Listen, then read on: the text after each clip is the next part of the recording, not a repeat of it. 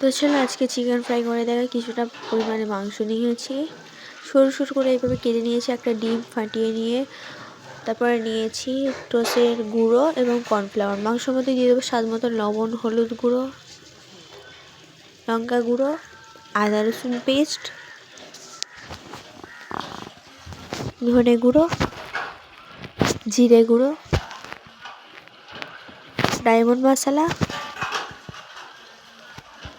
জিরে মরিচ। তো জিরে মরিচটা আমি আলাদা আলাদা করে বাটি। সবার লাস্টে দিয়ে দেবো কাশ্মীরি লঙ্কা গুঁড়ো এবং সয়া সস।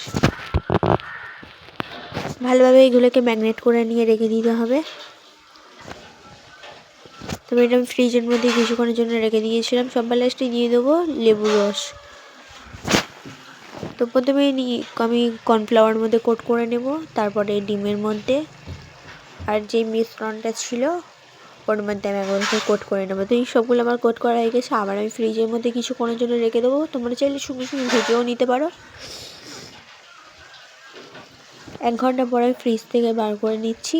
কড়াইতে সাদা তেল দিয়ে আবার আমি ভালোভাবে কোট করে নেব। এক এক করে ভেজে নিতে হবে। তো আমার সবগুলো এখানে ভাজা কমপ্লিট। তো আমি এক এক করে সব তুলে নেব।